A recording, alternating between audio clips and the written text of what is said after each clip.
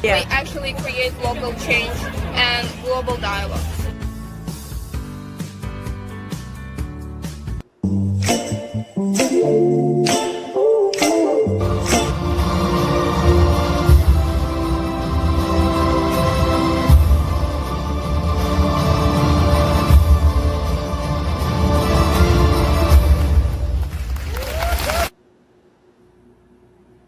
Hi everyone, kumusta?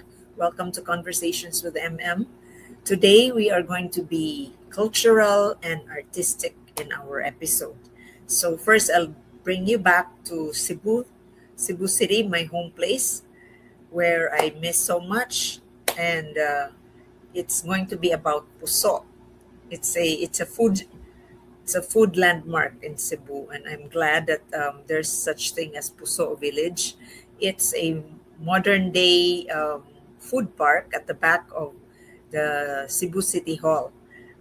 My sister and I discovered it after a meeting with the mayor, Mayor Nestor Archival.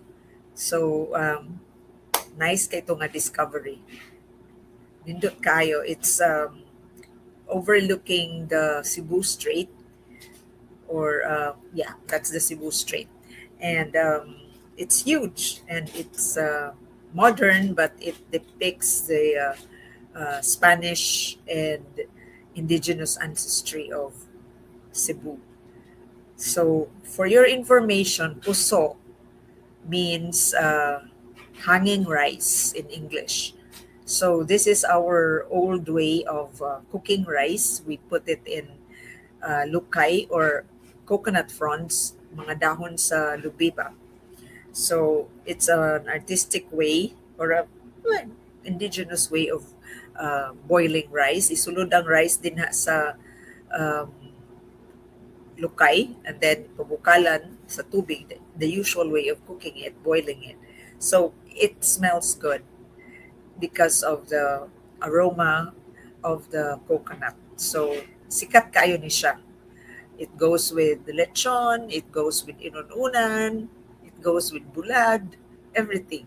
So, rice is life, but particularly in Cebu, puso is life. Okay? So, let's take a look at this video that I created. So, this is the Puso Village. And that's me and my niece, Carmela, and my sister, Joanne.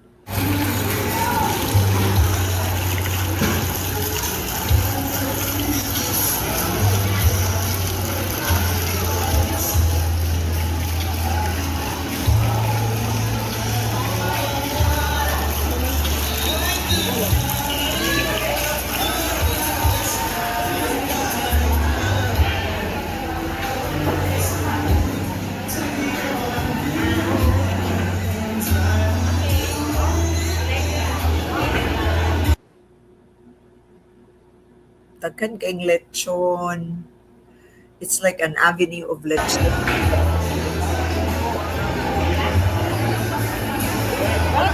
Joanne,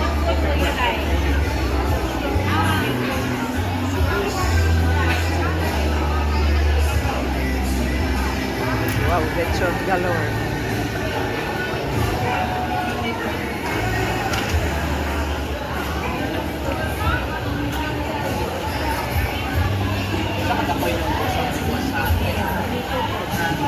Oh, seafood? Ato ta seafood.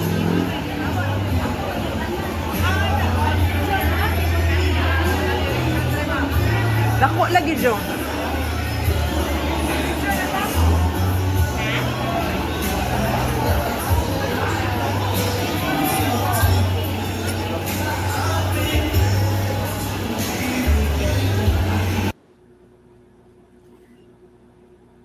So at that time, that was just after the Sinulog.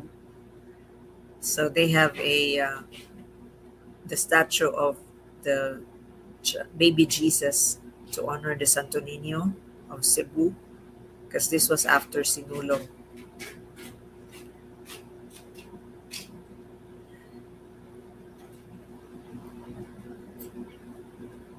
So it's quite impressive.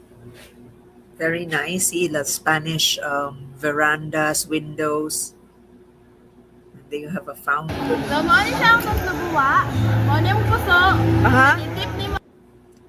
This one is my conversation with a group of friends nga nangaon og tuslubuwa. So what jud ko kabalo og unsa nang tuslubuwa.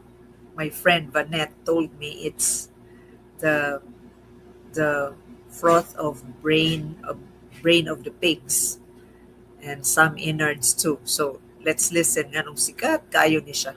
Ang puso sa tuslubuwa. Tapos kaunon. Kaunon. Yes. Any time of the day or okay ra na panihudto panihapon. Anytime. Aha. Anytime.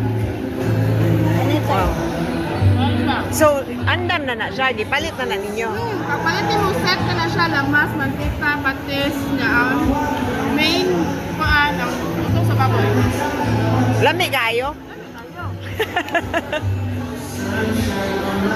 Pwede mo mag-ingon ani? Oh, Kapila sa kasi mana.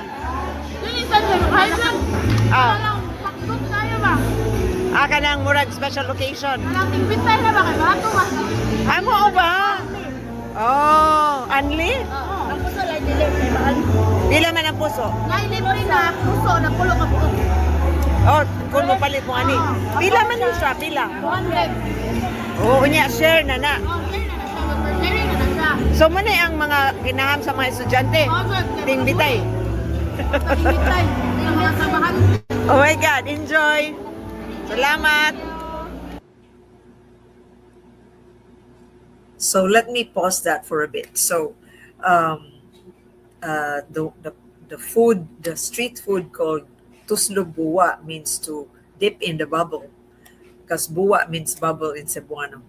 And this is when they use the puso to dip into the froth of the pig's brains and innards, and it is delicious because it's like greasy and it has spices.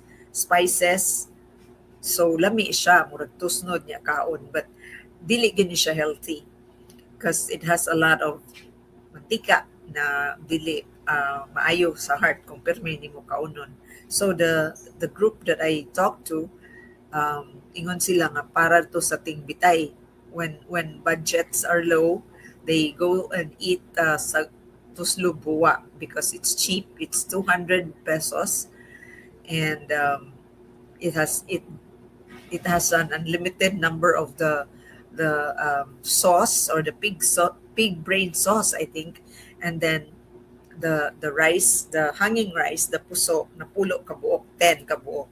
So it's a good price, and then it's shared by friends, so it's fun. But they don't do it every week. Panagsara daw kay mga daot sa heart. So that's good to know. I did not eat what they call that,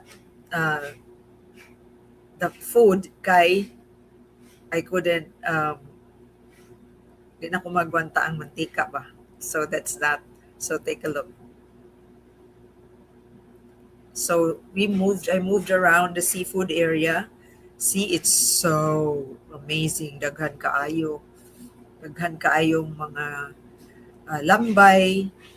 As here, this is another group na naghimog sub anyway, sub tuslubuwa. Oh my God. And so what I ate was chicken tinola sus kadako sa ilang kaldero. The name of that kaldero is kawa. So there's my chicken, that's native chicken. Pero gamay ra kay ilang kamunggay. And I had puso with it, of course. And so I enjoyed it. See, the name of that stall is FPJ, Soup Delish. Unique sa keg name. I had a very good time with my niece and my sister Joanne, and Sir Bobby Bahinting, the trainer, permaculture trainer, also joined us. So it was so fun. So mao to ang akong exploration, akong adventure in Puso Village. So I should remember the name, Tuslubuwa. Oh my God, it's so hard. Tuslubuwa, you dip it into the bubbles. Okay? Because tuslob means dip, Bubbles means buwak. Okie dokie. Now, let me take you to Bohol, where there's dancing at the town of Sierra-Buliones. This was when we did the successful first permaculture education summit and immersion adventure. Take a look at how the young students of the Sierra-Buliones High School entertained us. Take a look.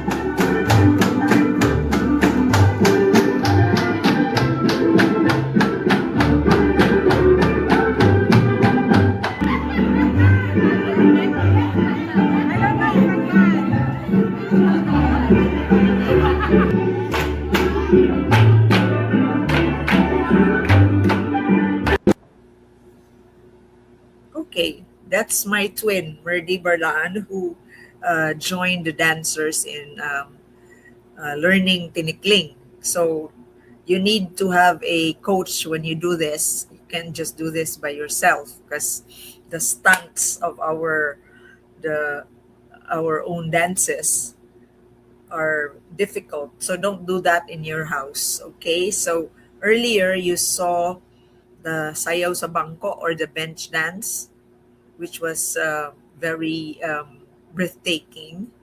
Kay mahulog mo ambak-ambak ang mga bata while doing the dance, and then the benches, the chairs are getting higher and higher.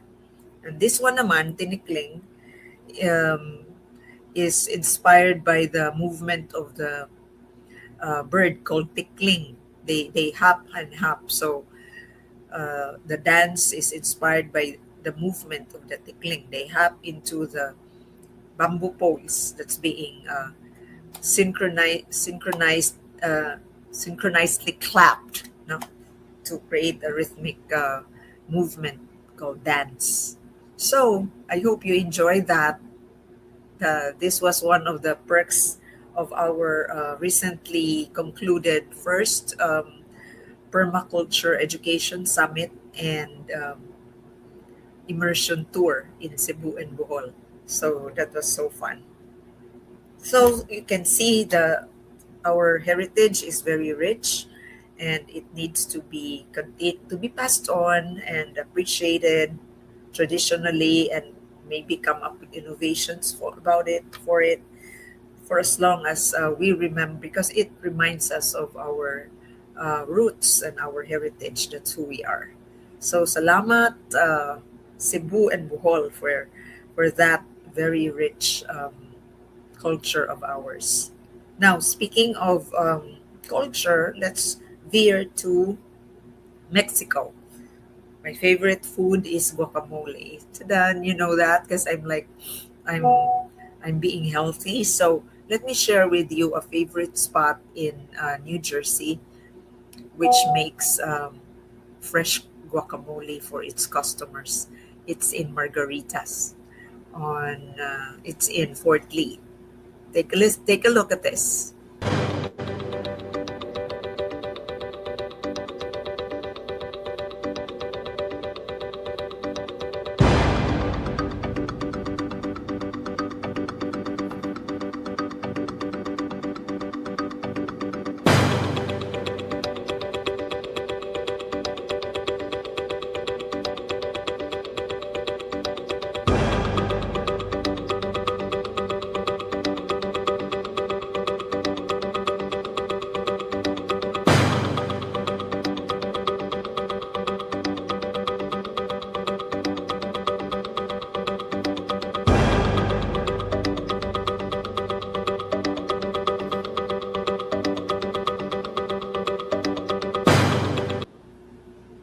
Yes, so that's guacamole for you.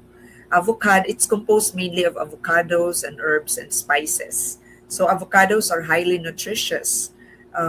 It is packed with healthy monounsaturated fats, fiber, and essential vitamins E, C, K, B6, and folate. It also has minerals, potassium, and magnesium. So I eat avocado maybe like 3 to 4 times a week. Sometimes gani 6 times a week because I love it, and it's a good alternative to mayonnaise. You can use avocado, mash it to make your food creamy, and you veer away with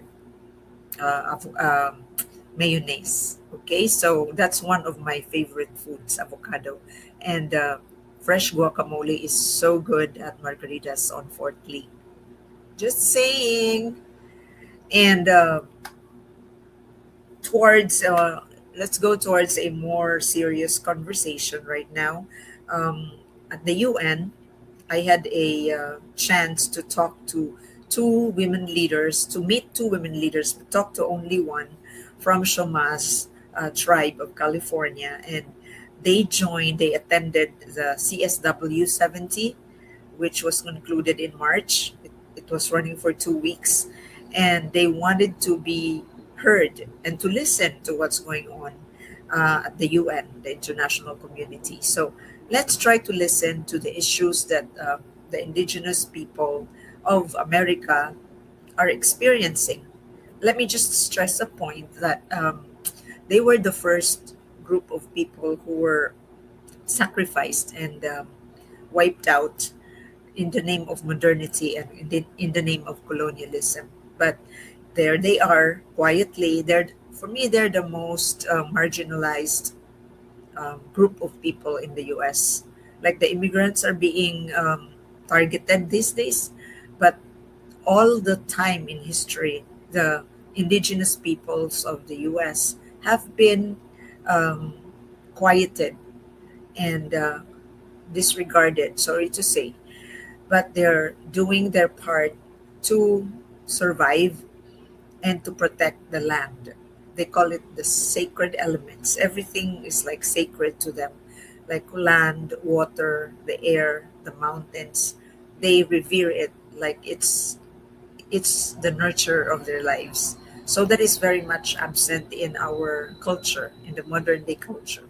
So let me share with you this conversation with the leader of the Chumash tribe, which I talked to at the cafeteria of the UN. It's quite noisy, but her message is quite audible. Sanchez, and I'm from the coastal California. My tribe is Chumash, and Haku Kichitampi, that means hello friends. Nice. So one of the issues that we have is how many indigenous voices are being represented or heard here at the UN. And I had been here before, and then we saw a lack of indigenous voices. So I found it kind of important that we Yes. check to see as they have things change, have things evolve. And this is a much smaller year than some of the previous ones. So So I see. we recognize that it has a lot to do with the current presidential administration and how people have been tasked with additional things they have to maybe even fear of coming to this country and to the UN, which is really, and even kind of the disrespect that the president has shown towards the United Nations. But I think it's important for us to be here so that if we have something to say, how our relationships with the sacred elements, with the water, with the land, with the air, and how this, how we operate in the world, let it be represented by Indigenous voices. So, specific to certain issues on climate action or women empowerment, are you focused on something? Well, looking at water as a big issue. Okay. And then also some of the climate change in the mining, because it also, along with that, comes man camps, Yes. female trafficking, those kinds of things that have created a situation where the salt on the water, the salt on the land, the extraction industry, and all those things, also assault on women.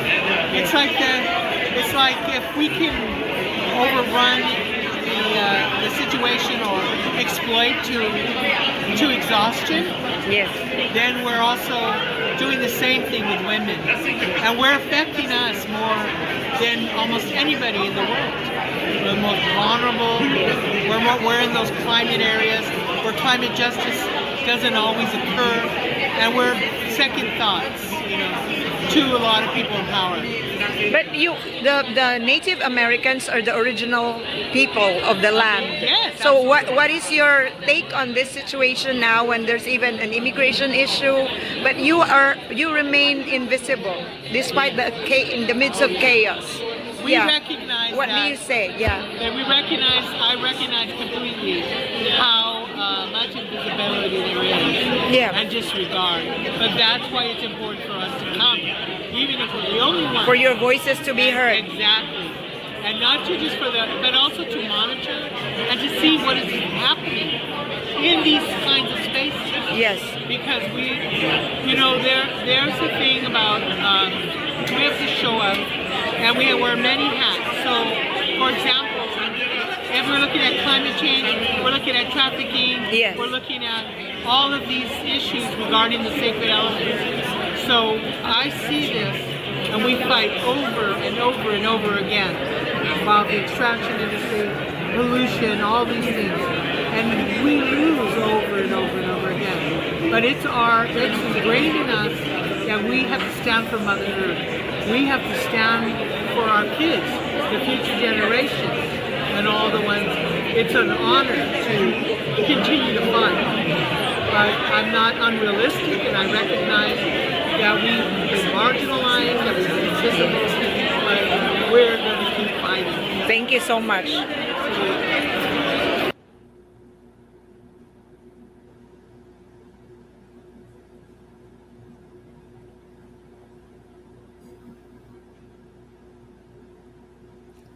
That was a Chumash leader I spoke with at the United Nations headquarters in New York.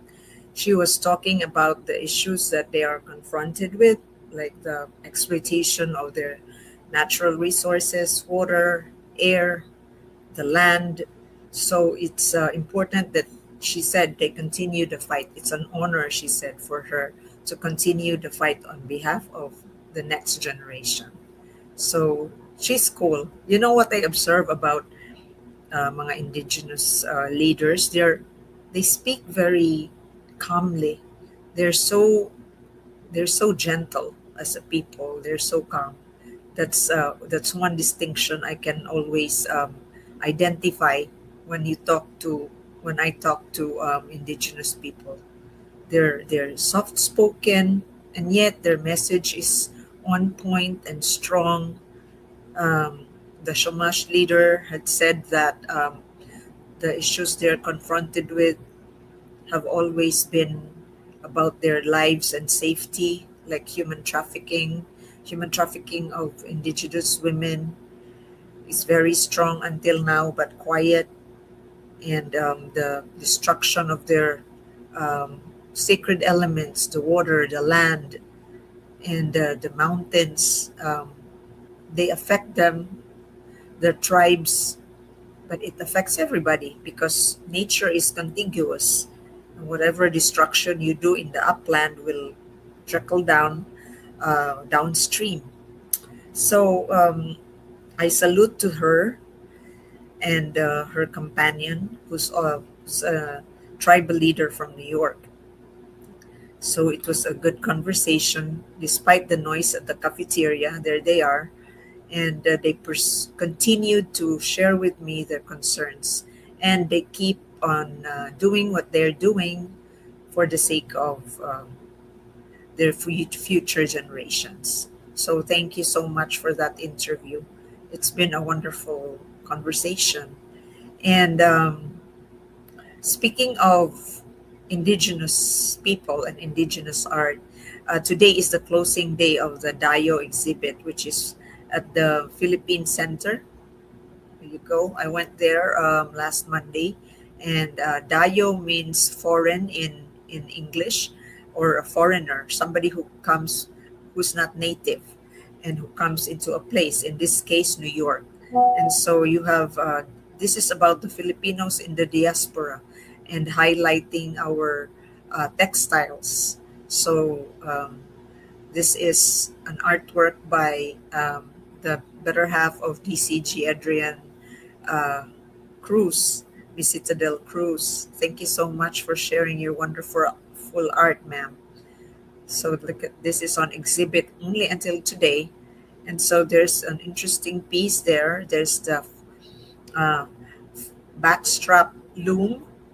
It's being attached to the back of the weaver, and then they do the weaving with this equipment in the back. So this is endemic to the Yakan people. So that's on display right now there at the Philippine Center lobby. So also the artwork of Miss Carol Fernandez, if is the correct name, sorry about that. She is the co-artist presenting the exhibit at the Philippine Center. So if you have time, you can go and watch it and enjoy Philippine art. So that's been our presentation, our episode for this day. I hope you enjoyed our being artsy, fartsy today. And it's a Friday. I hope you'll have a good weekend. Take care of yourselves and take care of each other. Bye for now.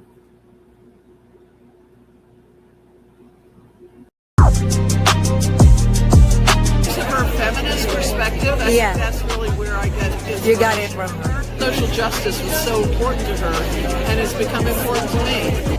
We became very mindful of our environment and our planet. And we took baby steps. Of course, everything is about baby steps. Yeah. We just had to make our programs bigger and it could reach more people. Toronto is so culturally diverse because there's so many Filipinos in Toronto. But what I don't like is higher education. There's not a lot of Filipinos. Even higher management, there's not a lot of Filipinos. So I think